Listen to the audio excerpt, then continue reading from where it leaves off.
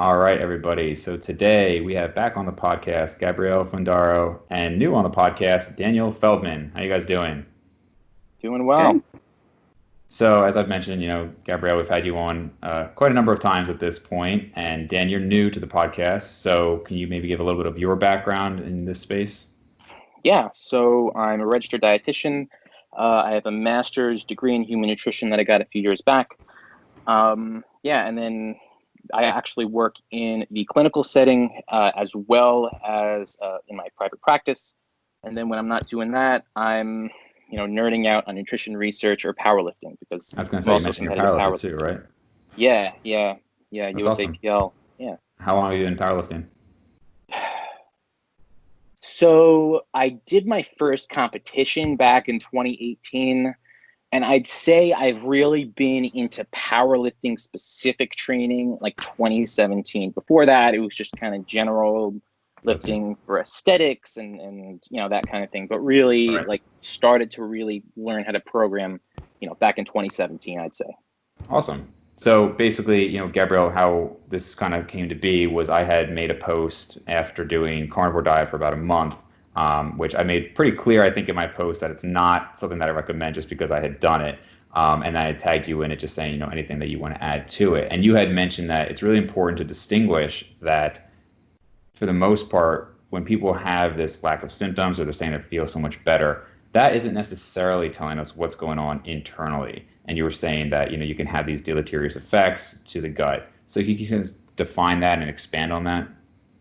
Yeah, so we've seen that, especially in rodent models, that if we feed a fiber deficient diet, one that lacks plant polysaccharides, one that might be ketogenic and or high fat, we see increased mucus scavenging. So the bacteria turn to that protective mucus layer that normally is a bilayer in the large intestine and start scavenging carbohydrate sources from that mucus layer because they're not receiving microbe accessible carbohydrates from the diet. So that's one that could be potentially negative. We also see that there's usually a preferential decrease in bifidobacteria, and those are generally regarded to be a beneficial group of bacteria. And so when we see a significant reduction in their relative abundance, that might indicate that we could move to a place of, I don't like to use the word dysbiosis, but a relative imbalance in a reduction in these beneficial bacteria that could then lead to, leaving more room for growth of potential pathogens or groups that maybe have just a net neutral effect. So that's one that we see in both humans and in rodent models. That being said, we wouldn't necessarily have outward symptoms or changes to stool quality or GI function as a result of those things. So in other words, we don't really know what the clinical outcomes of those might be, but they, based on sort of mechanistic data and theory, it's probably not a great outcome. On the other hand, if people are feeling that they have an improvement in their symptoms, so maybe they had some gas, bloating, irregular bowel movements, when they were eating a diet that did include plant material, and then they go to a carnivore diet and they feel better, they might assume that there's an improvement in, quote unquote, gut health. Mm-hmm. And, the presence or absence of gas, bloating, or irregular bowel movements, we don't have a causal or directional relationship between those and the gut microbiome itself. So we really have to look at this in terms of, three different aspects that certainly have some interactions, but we don't have clear directional relationships. So we don't know that the carnivore diet or a diet that includes plant material will change the microbiome in positive or negative ways. And if it does, we don't know how that would actually affect our symptoms. So I think people are kind of just conflating those three that, if they feel better, then it must be an improvement in quote unquote gut health. So when you're talking about, generally considered beneficial bacteria like bifidobacteria, what do we mean by beneficial? You mean like they correlate with better outcomes when we see higher levels? Yeah, so in some cases we have sort of keystone species that we expect to see in the microbiota of a human that is free of gastrointestinal diseases. F. prausnitzii is one. A number of lactobacilli, bifidobacteria. So these are bacteria that produce postbiotics, so they produce compounds that may confer some benefit to the host, maybe a short chain fatty acid, or they help to regulate pH, or they outcompete potentially pathogenic bacteria. So those are kind of what we look for in terms of a benefit. They help to enhance energy harvesting from the diet and play, some role in immune function. Gotcha. So I do have follow-ups, but I want to get to you as well, Dan. So regarding your kind of Instagram write-up on carnivore diet, I don't know if there's anything specific to that question that you want to add, or just in general, kind of what that post was about. Right. So with regards to the gut microbiome, I would pretty much defer to Gabrielle's expertise on that one. But just more generally speaking, we do see some individuals report, increased energy or improved gastrointestinal symptoms with the carnivore diet, or just people on the internet saying that.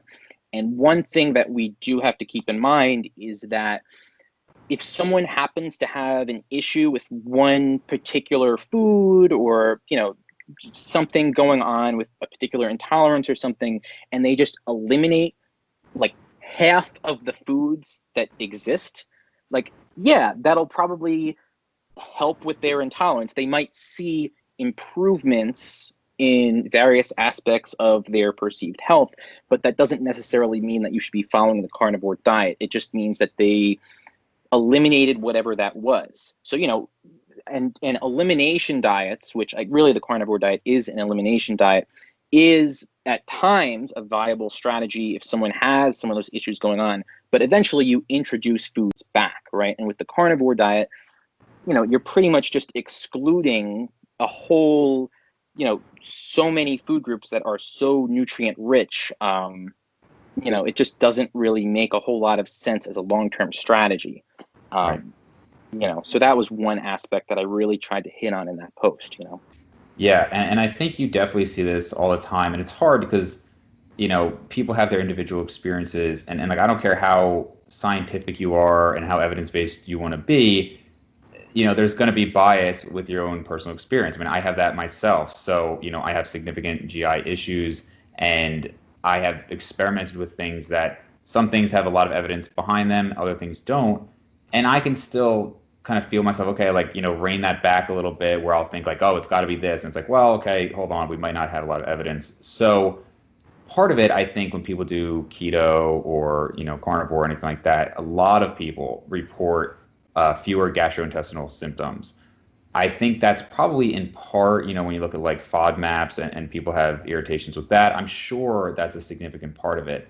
However, I do want to get your thoughts on, it seems for a lot of people, I mean, like to the point where it makes me really question it. A lot of people talk about like joint issues going away, things like not just specifically like their gut, but joint issues, fatigue, irritability. A lot of, obviously, it's very common with people who have autoimmune issues. They say all of a sudden they felt so much better, skin conditions clearing up. So that seems to go beyond just FODMAP. So maybe you guys can touch on that. Right. So a couple of things there. And yeah, I mean, I've seen like advocates of the carnivore diet, they claim all kinds of things like improved insulin sensitivity, weight loss, like you said, autoimmune diseases. Like it's like this miracle diet, supposedly. Yeah. And whenever you see claims like that, you do have to take pause. Now, as you mentioned, it is important for us to kind of rein in our biases, right? Because as a dietitian, like it's just very obvious to me that most people should be eating a lot of fruits and vegetables, but it's, we want to take a minute and see what's going on. So one thing to keep in mind is that, well, a few things. We have to think about where someone is coming from. What were they doing before they started the carnivore diet, right? So were they following a typical Western diet that's high in processed foods, hypercaloric, not necessarily an ideal diet? And is it just switching from that's giving them some benefit? Is it the fact they're spontaneously reducing their calories, right? Because if someone follows a carnivore diet, They're cutting out a lot of processed foods. They're just cutting out so much that they're going to end up in a calorie deficit. Plus, they're eating so much fat and protein. It improves satiety. So you might see weight loss just from that.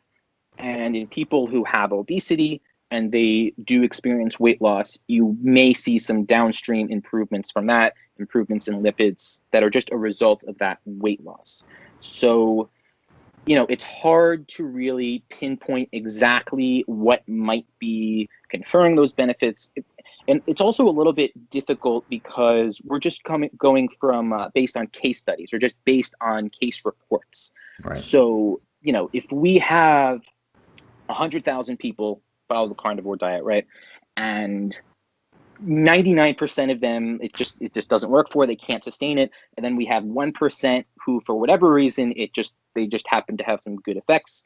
1,000 people still seems like a lot, especially, on the internet when we're hearing, dozens of stories and stuff. So it's tough to really take that at face value. Now, that said, as you mentioned, it's something we have to be open-minded to and really, think about and figure out what could be going on. But, it gets kind of complicated. So I would say that there's, various factors that we'd have to look at, including the weight loss, including everything that we're restricting, Right. So, there are a lot of factors there. Yeah. And even if we entertain the idea that potentially we're modifying the gut microbiome in such a way to interact with the immune system and regulate autoimmune disease, there's no evidence even to support that. I mean, it's something that we can say, there's maybe a theoretical basis for it and there's mechanistic data, but we aren't there yet. And so Right. we can leave room for that. But even then, even if it is potentially an effective intervention, we still have to then consider the risks long-term of eating a diet that is completely devoid of plant matter, both in terms of micronutrient deficiency and potentially, problematic effects in the gut microbiome.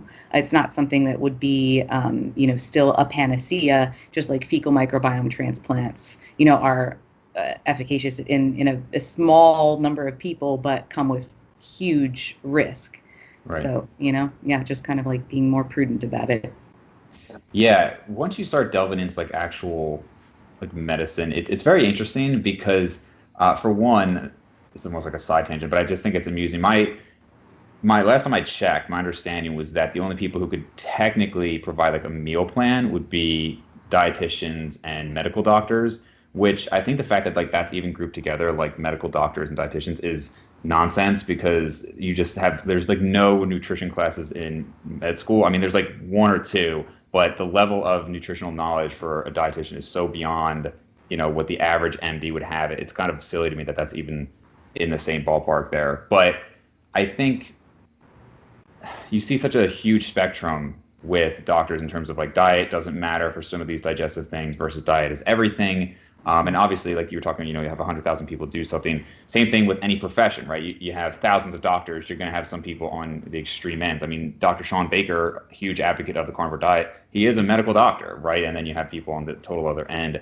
I personally, as somebody, again, who has had to experiment with a lot of this stuff, it's hard for me to think diet doesn't matter. Like there are literally gastroenterologists who will tell people like, it doesn't matter. It's only stress or it's only this. And like, I've heard that. I tend to believe that it does matter with some of these conditions.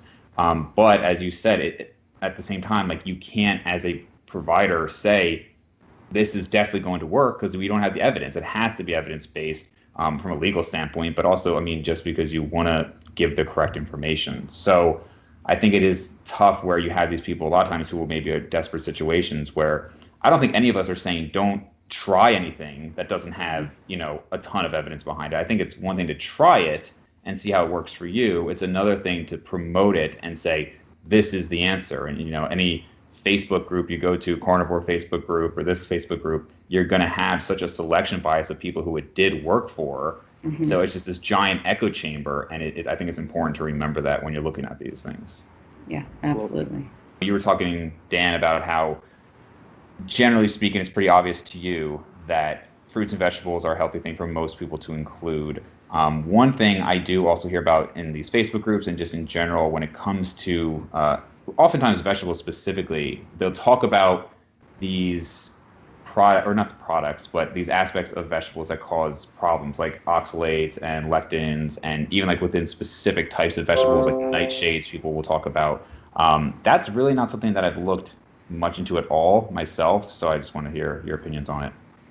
Yeah, so as far as like nightshades and oxalates specifically, I'm not aware of any research indicating that those particular vegetables are particularly harmful.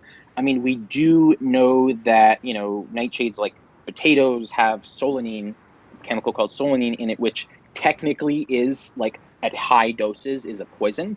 Hmm. But it's the amount that you would get in the food supply, unless you're eating like green potatoes that like you clearly shouldn't be eating. It wouldn't be an issue, right? And then with oxalates, something that people say, and it actually is true, that it does compete with the absorption of certain minerals such as iron, copper, stuff like that. So a very high oxalate diet, in theory, could be an issue for someone that has iron deficiency anemia. So if you're eating tons and tons and tons of spinach, berries, drinking tons and tons and tons of tea, that could, a lot of oxalates could cause potentially an issue with micronutrient deficiencies. That said, that would really only be an issue if you're really not eating a well-rounded diet and you're just eating a lot of them. In the context of a well-rounded diet, I don't think that those individual food components would be an issue. So in theory, like mechanistically, that could be an issue, but in the context of 99% of people, I don't think that we really have any evidence to indicate that it would be an issue. And even then, you're really talking more about a malabsorption or like a deficiency issue, not really something that's causing people symptoms, right? As far as like, these symptoms that a lot of people talk about. Correct. As far as I'm aware, I don't know of any evidence indicating that to be the case. One issue with case reports when it comes to those types of symptoms is that it's very hard to pinpoint exactly what might be causing those symptoms. I mean, so many things could result in GI issues that it's very hard to say, oh, it was oxalates. Right. How do you Right. know that that's what was causing it? So, Well, I think yeah. that's one of the very frustrating things about, or can be, if somebody's doing an elimination diet, because like you said, a lot of these things, there's nothing inherently super special about them. So one I've talked about with Gabrielle before is specific carbohydrate diet, and that's generally used with people with inflammatory bowel disease. And it starts off like a lot of elimination diets, like it's very easily digestible foods, and then the idea is you add over time. And as somebody who has literally spent like 6 months adding one thing at a time and waiting like days and then adding one more thing, it can be really hard to determine because things fluctuate all the time anyway. So it's like, you add this, if one day was like a 6 out of 10, then a 7, then an 8.5, and then it's like 6.5, 7.5, 6. Like, how do it's very hard as one person, which is obviously why you need these huge studies. And of course, to control diet and a long-term randomized study is very difficult. So I think it can be very difficult to say this one thing did it. But I don't know if you have thoughts on like the people who really do feel like one particular food, is it just maybe that like it's just unknown what's in it? Like obviously like celiacs, okay, it's gluten. But it seems like some people are like these like one or two things I just can't eat. And it's not, as far as we can tell, like a legitimate allergy. Could it just be that there are things in these foods that we haven't identified that for this person cause a problem? Or do you think it's more mental, or what do you think? It's tough to say. When we get onto the individual level, it's very, very difficult to really pinpoint what could be causing those factors for sure. I mean, look, it is possible that someone can't eat a certain food for whatever reason. I mean, the human body is very, very, very complex. So Yeah. I'm not going to sit here and say, oh, there's no way that someone could have Right. could that what they're claiming is false. I can't possibly do that. But we do have to remember that it's just, yeah, things are just really complicated, and especially on the individual level, as you mentioned, there are so many factors that people don't take into account. For one thing, people just in general are pretty poor at reporting their own intake, and not Mhm. it's not like people are lying, but it's just Sure. It's very difficult to report your own intake accurately. And there are just so many lifestyle factors to consider: sleep, stress, exercise, environmental aspects. I mean, there's just so much that goes into that. So, if I saw someone who was saying that it was a specific food that was the case, maybe if it just makes them feel better and they just want to avoid it, fine. I mean, as long as they're not eliminating a whole entire food group, or they're eliminating all plants or something like that. If they just are like, I can't eat potatoes, Yeah. don't eat potatoes. Sure. You know what I mean? It's one of those things. Right. Yeah, I think we'd probably all agree that we would never tell somebody if they're saying this food clearly gives me issues, we would tell them to eat it. Like, if it causes you problems, don't eat it, right? But I think that's the difference between I mean, I know both of you guys do consults with people, so specifically regarding diet. I'm sure if they said, I've tested this out and this always causes a problem, it's some answer. But people who get very dogmatic about these things also have to remember that when we're talking to a broad audience, we want to make sure that we're being honest, for one, but two, just dispersing information that is really backed by the evidence and science. And unfortunately, there's a lot of things that we're just not there yet. I mean, I remember Gabrielle was, for whatever reason, stuck in my mind, but you were saying how when you hear people talk about the gut so much, and you were like, I don't even know some of this stuff yet, so how could you know it? Which is true. If it's not there yet, we don't have the science yet. We just don't. So I don't want to, invalidate people's thoughts on what works for them. Just have to remember that this doesn't necessarily apply to everybody. So yeah, we can validate the person's experience that they eat a food or a group of foods and have gastrointestinal distress, and still maintain integrity as practitioners and integrity to the data, and just say, I don't know why that's happening, because we don't have any evidence to support a mechanism by which it would. And, can we potentially explore and see if there are ways to diversify your diet, if it gets to a place of limitations that are invasive in a person's life. I mean, if it's just potatoes or just bell peppers, okay, we can safely say you will be okay if you don't ever eat potatoes again.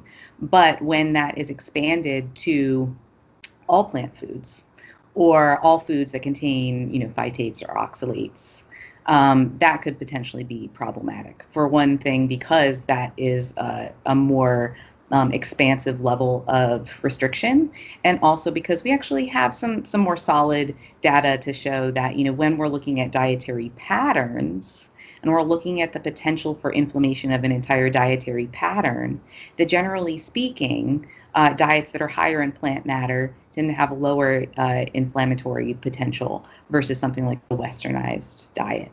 So we can, so that gives us a little bit, it kind of bolsters the idea that, not all plants are inherently evil, and we can probably include some of those without serious issues. And likewise, when we're looking at the effects of FODMAPs, well, we have really excellent mechanistic data there. We understand why fermentable fibers could cause GI distress. And so it makes a lot more sense to look in that direction and use that as sort of our evidence base, as compared to saying, all plants must be bad and problematic because some of these cause GI distress. When you said there, so these diets compared to a westernized diet have lower potential for inflammation, are you talking we see specifically from dietary changes? Are you talking about CRP levels or ESR? What are you specifically measuring? Usually we're looking at CRP, IL-6. There's sort of the idea of metabolic endotoxemia, which is super poorly characterized. But generally speaking, we see higher levels of, if we can use LPS or lipopolysaccharide binding protein as sort of a surrogate for potential inflammatory cascades, that we can evoke that in rodents and to some extent in humans with a diet that's really high in refined carbohydrates and saturated fats and total fat content. So looking at something like that, and it's not that it's any one food, it is the entire dietary pattern that, if it's something that's deficient in fiber and micronutrients, high in refined carbohydrates, high in fat, that whole pattern might contribute to development of chronic diseases. Yeah, I think that is interesting. And when you said it specifically, like it's like a whole pattern, it's not, just one food. Because when I've looked into these diets, like I've seen, and then like they're either small studies or even case studies, and they'll talk about, somebody had, colitis, and they had a great reduction in that from a. So I was actually reading a lot on like ketogenic diets, just because it's kind of been like an interesting topic of mine since 10 years ago even, and I'll see improvements. But then to kind of fight my own bias, I tried to look up the same diseases, but with a like vegan or vegetarian diet. And not surprisingly, I found studies showing that too.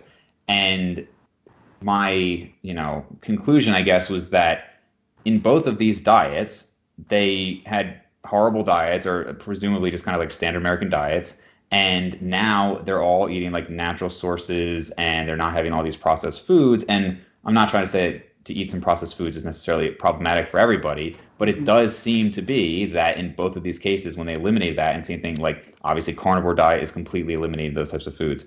IBD aid, SCD, all of these things are generally going to these whole food, often plant-based, except obviously carnivore, plant-based diet. And so I do think a lot of that is you're getting rid of this huge, potentially inflammatory source of foods rather than this one thing or this one thing.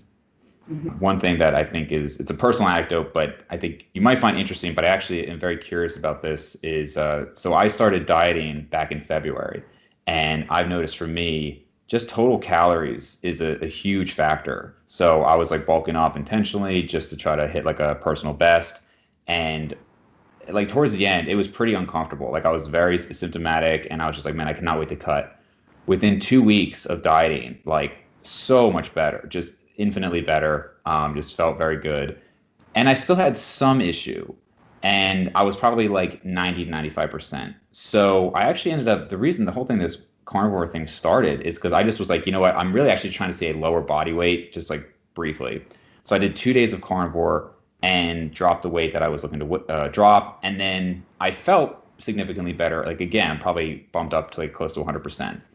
So then I had done a refeed, and I seemed to react pretty badly to that refeed. And I had done refeeds throughout the whole cut. So this one like seemed to react pretty poorly. So then I went back to carnivore. Now it's 6 days, refeed again. Reacted really badly, like pretty bad symptoms. And so then I was like, let me just see what carnivore diet, how I do. So I did it for like basically the month. That's when I got the cholesterol panel. Since last weekend, I've just added like vegetables and everything back. And unfortunately, I'm pretty symptomatic again. And I'm almost wondering, and it's kind of like what you were saying, Gabrielle, about the deleterious effects. Is it possible, and I realize we're going to be speculating here, is it possible that even though I felt better on carnivore, that some negative changes were happening so that when I introduced something that used to be more okay with me, now it's just like, just screwed me over. Does that make sense to you? Yeah. So those microbes are living organisms that will respond and adapt to changes in their environment, including nutrient intake. So if you fail to provide nutrients to a certain group and it's extra finicky, like bifidobacteria, they'll die off. And it happens really quickly. Within 24 hours, the Turnball lab has done sort of plant versus animal-based short-term interventions within 5 days in humans, and they saw huge shifts in microbial profiles. So larger blooms in Bacteroides, which tend to produce some compounds that are associated with risk of colorectal cancer, like hydrogen sulfide. Bifidobacteria die off really rapidly. A recent study they did comparing ketogenic and high-fat diets actually found that beta-hydroxybutyrate, one of the ketones, selectively suppressed growth of bifidobacteria. So again, that beneficial group. So what could be potentially occurring there is that you're seeing a reduction in the numbers of bacteria that would normally be able to process the fermentable fibers in your large intestine. And sort of two theories. either one, they're not there to ferment them, and so they kind of hang out and have greater osmotic activity, and that can pull water into the gut and cause a laxative effect. Or potentially they bloom really rapidly in response to the sudden presence of microbe accessible carbohydrates, and they do a great deal of fermentation, and so you have the addition of gas and osmotic activity, so pulling water into the gut and a lot of gas. So there's not great data to support either direction. It's just sort of that's kind of theoretically what could be happening, and it can happen so rapidly, and that's something that we've seen in rodents and in humans as well.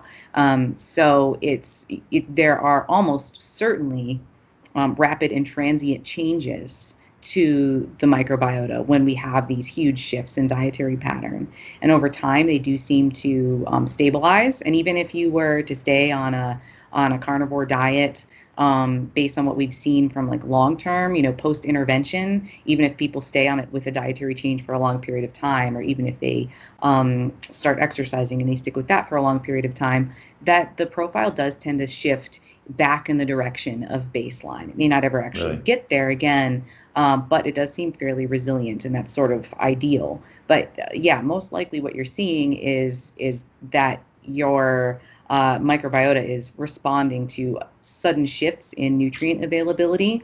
And because they are producing gases and they're producing short chain fatty acids, and that modifies pH, and there's osmotic activity to those carbohydrates, that's really kind of what you're experiencing.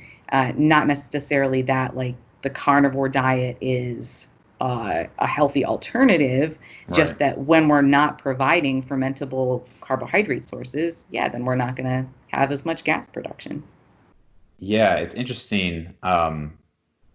Because like when you were talking about the mucosal layer thinning, that's kind of like where my mind went. And again, I don't know it that well, but I was just wondering if it was like thinning and then that caused more issues once like the roughage came into play, if that's like a thing at all. I don't really know. But I was kind of speculating there as well.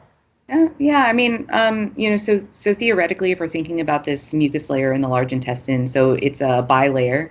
The top layer is actually inhabited by bacteria, and then the lower level that sits on top of the intestinal cell, the enterocyte, that is ideally supposed to be sterile, and it helps to create a barrier between the intestinal cells and the immune cells that lie just beneath them and sort of between them, and the contents of the intestine. And that is sort of one of the first. It's sort of like a moat. You can think of that like around a castle. So it's sort of a first line of defense. And if we reduce the thickness of that mucus layer, and now bacteria, potential pathogens are starting to infiltrate it, come into contact with the intestinal cells or with the immune cells right beneath, then we could theoretically see some sort of inflammatory response, and sort of lose that protective layer. So it could be one mechanism, and it's sort of one of the theories behind the reason why a westernized style diet could contribute to this sort of systemic inflammation, in metabolic endotoxemia, because we thin out that mucus layer, and because we see reduction in expression of tight junction proteins between the intestinal cells. We have crosstalk between pathogens and immune cells that really shouldn't be happening. Yeah, I would wonder if, most of the data I've shown shows that autoimmune diseases are higher in like westernized countries and stuff. And I would just wonder if the diet there is leading to that. And, obviously I'm kind of speculating as well, but that just is what I've seen. You mentioned that the microbiome eventually over time, and I don't know what timeline you're talking about, but over some period of time shifts back to close to what it was. In doing so, would that, not new bacteria, but the bacteria that have kind of developed again, then be capable of tolerating the old foods? Or is it that those bacteria are now just themselves used to this, let's say the carnivore diet or whatever? I haven't seen a lot of information about that. One study that comes to mind was looking at the effect of or how bacteria responded to supplementation with resistant starch after a period of time eating just MREs. So those are military rations, usually really low in fiber, super high in fat, and it looks like some bacteria don't seem to rebound in terms of I want to say like capabilities. So we may see, this is the other thing. There's a difference between the taxonomic diversity, the bacteria that are present, versus the genetic diversity. So what they're actually capable of doing, and that seems to actually be a better indicator of microbiome health. And one of the big differences that we see in individuals who are normative weight versus those who have higher levels of body fat is that there's a reduction really in the genetic diversity. So there seems to be less capacity of the microbiome to sort of adapt to changes in nutrient availability.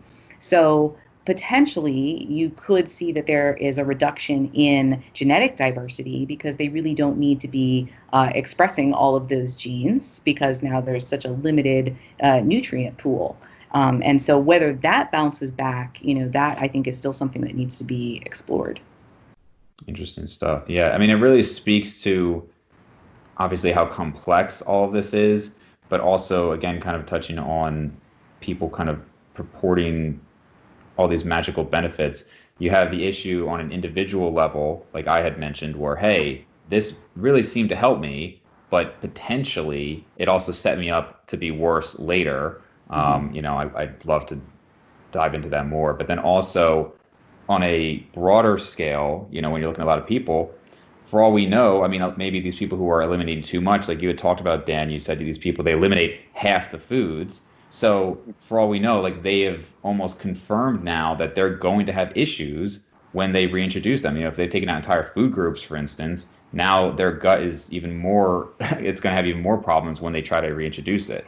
And I'm sure that's going to vary based on the individual. I'm sure there's some people out there who, they have an iron gut and everything is okay, but there's other people who maybe are more sensitive. And like I said, they're almost confirming their own beliefs there by the changes in the microbiome that then happen subsequent to that. Right. We're taking short-term data from a very small sample of people.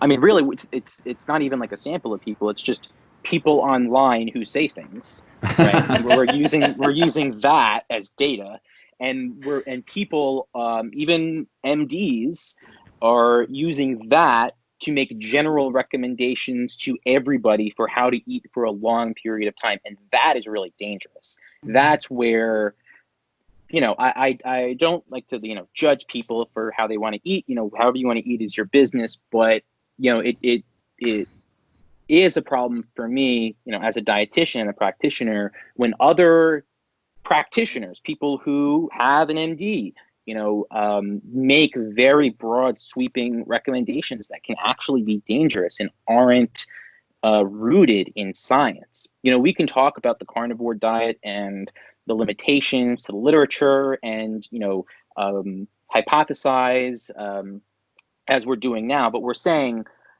on the outset, like, yeah, this is what I might think, this is hypothetical, like we're making that very clear. Whereas a lot of proponents, and it's not just the carnivore diet, you see this all the time, state these things like they're facts and don't give that nuance, because nutrition research is so nuanced, and most people miss that. So that's really something that we have to keep in mind with all of this. Yeah, it's actually interesting since beginning this podcast where I feel like every time I make a statement, I feel this impulse that I need to kind of stop and make like 3 other statements and just say, just so you know, this might not apply here. Yeah. We don't have all the data yet. Yeah. And it's kind of silly, but for all I know, this is the first time this person's hearing me say it. And I want them to know that it's like context-based and all of that. So I think that's definitely very important. I was going to mention how, in terms of like sustainability and this long-term data, I had some people DM me after I posted that and said, like, what are you going to do? Are you going to stay on carnivore if you were feeling better? And it's just one of those things where even though, I mean, right now I'm not feeling good and I hope to get back to where I was, it's not even a diet that I would feel comfortable being on, like just because so much is unknown. Like when I look at like a keto diet, it's like, okay, we don't really have a lot of data showing like what it's like for a human to be on keto really long term. But I'm still comfortable enough with it. I mean, we do have quite a lot of studies on it at this point. We do have people who have been on it for like 10 plus years. After I was on it for a few months, my blood work was actually very good on it. Even like my cholesterol panel was really good. And so am I confident in telling other people to do it? No. But for myself, it's like, you know what? I think it would be okay. But I'm really not okay with the idea of like just red meat or just meat for the rest of my life. I couldn't recommend that to anybody. And even for myself, there's just no data on that. And I think that's just concerning when you have something that's so extreme for so long. So just a brief point I want to touch on. Yeah, absolutely. Another point, kind of on that with the keto diet is something interesting that's about that is that people don't, people aren't always very specific as to what they mean when they say the keto diet, because, Right. right, we have the classical keto diet, which is 90-ish% fat, which was really developed for individuals with epilepsy. I mean, now they have like medication, but Right. at the time, years and years ago, where they found that people who followed these really restrictive high fat diets, they didn't have these seizures, so it was used for that purpose. Now we have, and even if you look in the literature, you'll see ketogenic diets sometimes defined as less than 30% carbohydrate. Sometimes it's less than 5% or less than 50 grams. So it's pretty heterogeneous with regards to what that even means. Now, we do see within that broad area of literature that there are a non-insignificant amount of people who do well on lower carbohydrate diets, particularly people who are more sedentary, maybe more insulin resistant. But again, that's just so heterogeneous, and it really depends on what that diet looks like. What kind of foods are included there, and it's just so individual. Whereas with the carnivore diet, we really don't have any of that research, as you Right. were mentioning. And we have a lot of mechanistic data to indicate why it might be harmful, as Gabrielle, was saying.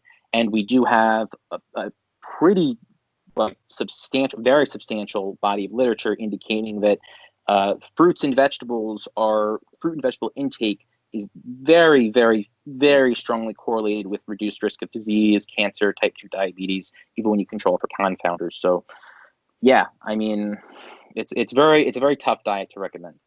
Yeah, right. So I did want to briefly talk about supplements, and one of the ones that I hear all the time for gut health, and I've had doctors recommend it. You had actually talked about it to me, Gabrielle, was glutamine. Mhm. And I wanted to clarify this because at the time, at least the way I'm remembering it, was that you had mentioned it, and I said, like, I don't think like the studies I've seen showed it really wasn't helpful for like in the cases like IBD. And then I Mhm. sent you the studies, and you had said like, yeah, that's about what I've seen. So I was like, I thought you were saying you did recommend it. So is it something that you guys typically recommend to clients with gut issues, and what is it supposedly doing? No, so it is a non-essential amino acid, most common that we'll find in the circulating amino acid pool, and it's preferentially taken up by enterocytes, the intestinal cells. So I think that might be why people make the assumption that supplementing with it would be beneficial for the gut, but we just are really not at risk of being deficient. And the only recommendation that I've seen for supplementation was sort of a weak recommendation based on very limited evidence from medical nutrition therapy textbooks that say like maybe this would be beneficial for people who have an inflammatory bowel disease after they've had a really significant flare, if it's difficult for them to take in adequate nutrients and protein that might lead to less glutamine being available to these damaged enterocytes. But in terms of supplementing with it as a healthy person, or even a person potentially with inflammatory bowel disease, there doesn't seem to be really strong evidence to support the need for supplementation. Okay. Similar thoughts, Dan? Yeah, pretty much on the same page. I mean, I'm not really aware of any research indicating that it would be useful in that context. And I mean, you're getting it from food anyway, so I don't really see how it would be helpful in that case. Yeah, it's interesting. I've really heard some intelligent researchers say that they really believe it's beneficial, but I wonder how much of that is just speculation, like we were talking about before. Right. One that I have seen, so curcumin is one of the few supplements that I'm like a fan of based on the research I've seen. And again, correct me if you've seen something else, but it seems like there are some potent anti-inflammatory effects of it. when I've seen it, like, mesalamine is a drug that's very commonly prescribed in inflammatory bowel disease. And when I've seen it, like mesalamine and curcumin, that beat out mesalamine. I've seen it on its own show benefits. Personally, it seems to really benefit me. But is that in accordance with what you've seen? And two, are there any supplements that you generally recommend to people with gut issues? I mean, I'm not against the idea of supplements having some efficacy or an additive effect, along with pharmaceutical drugs. One that I've seen, I think there's a compelling amount of literature for, would be like red yeast rice extract. As long as you're taking it in a physiologically relevant dose, and there are no contraindications. Sure. I mean, there are absolutely plant compounds and things that we can supplement with that would have an effect on human physiology. So it's not to like poo-poo on all supplements. Right. Just to say that just because glutamine is important for intestinal cells, that doesn't mean, it's sort of a logical fallacy to assume then, supplementing with it must be really effective. Totally. And there are no supplements that I would recommend just wholesale for folks with GI issues. Obviously, I've talked at length about the potential applications of specific strains of probiotics that may ease some of the symptoms associated with bowel diseases and IBS and antibiotic-associated diarrhea or traveler's diarrhea. So there are applications, but again, it's something that has to be, I think, considered on an individual basis, taking like a cost to benefit analysis and really coming first, I think, at looking at food and lifestyle, and then supplementation might be something that we use in the end after everything else is sort of in place. And with those recommendations you mentioned with probiotics, kind of fall into the same realm before, where you mentioned, symptoms don't always correlate with like what's going on in the gut. And it sounds like you're saying like these might help the symptoms people are having, but we don't know if that's necessarily causing some like overall benefits to the microbiome. Is that accurate?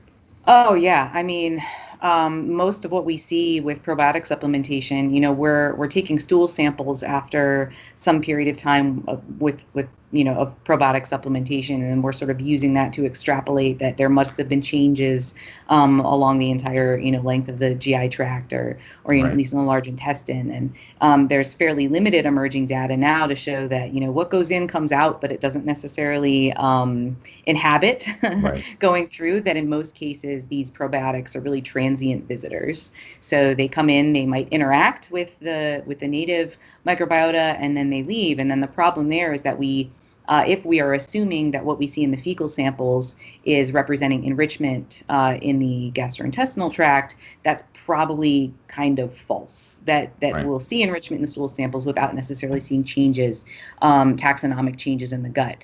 But we may see, again, transient changes in gene expression because those microbes are interacting with one another. And so in many cases, we see pretty consistent beneficial effects, and we just don't quite understand why yet. Yeah, sure. So I guess a good thing to wrap up on then is, obviously a lot of people who have listened to you, Gabrielle, on my podcast and followed you, Dan, they oftentimes aren't, I think when it comes to like lifting or just general nutrition, people who don't need it specifically still find it interesting. I think when it comes to like gut health, a lot of times like the majority of the audience is like people who have their own issues, and obviously it's going to be very individualized, and that's what you guys do with your consults. So for somebody who's maybe started at ground zero, is there like a general application you have of where to start? I mean, again, obviously all the work you put out, but to begin working on those issues, would you say try an elimination diet? Is that too extreme? I think if you're talking about really specifics, obviously you can't give a ton of advice there. I would tell those people maybe hit you guys up for a consult. But if we're talking maybe to like a broader audience, kind of like a starting point there. I would say the first step really is data collection to try and determine where you see patterns. So keeping a journal of your food, your exercise, your sleep, and your symptoms, and then going with that to your your GP, so hit up a doctor first. That's always my first step. And then they can run the appropriate, screenings and diagnostic tests and things like that, and help at least to guide you in a general direction, maybe rule things out. From there, if you can identify that it really is just, that it is a dietary thing, then you could, potentially pursue some form of an elimination diet, with guidance. But yeah, really first step is data collection and, going to your doctor just to make sure, because if it's something that's abnormal, you just want to have more information about what's going on, I think, before you start eliminating things and whatnot, just because you might miss out on something that's important and that might not be associated with diet. Yeah, for sure. Anything to add, Dan? Not really. I agree 100%. And just to, like Gabrielle said, always go to your doctor first rather than listening to random people online. Yeah, good advice. I actually, I've been, I wouldn't say helping from obviously from a medical standpoint, but somebody I know was recently diagnosed with inflammatory bowel disease. And they told me that when they go to the bathroom, there's been blood for years. And I was like, you never thought to see a doctor? So obviously at that extreme, but even less severe than that, probably good to get a doctor on board if you're having these things, because the internet can only tell you so much. And, it's not that every doctor, especially like a primary care doctor, is going to be an expert in gut health, but they can hopefully at least refer you to somebody who can help you out. So definitely don't ignore that. Yeah, absolutely. I think a lot of times people sort of, that becomes their normal, they because it's like going to the bathroom is something that we do so often, that whatever we tend to do habitually, we think, oh, this is Right. my normal. But yeah, I mean, even if it's something that is just uncomfortable for you, if it's just affecting your quality of life, even if it's not, a really obvious indication that something is up, it still doesn't hurt to go, obviously get your physicals, and don't be shy about bringing it up. There's nothing taboo about talking about your bathroom habits. That's what your doctor is there for. Right, totally. So guys, where can people find more of your work? On Instagram and Facebook at Vitamin PhD, and my website is vitaminphdnutrition.com. Please feel free to reach out. I answer all DMs that I get. Awesome. How about you, Dan? Yeah. And for me, I'm at Powerlifter Dietitian on Instagram. Awesome. Thank you guys so much. Thank you. Thank you, Dave.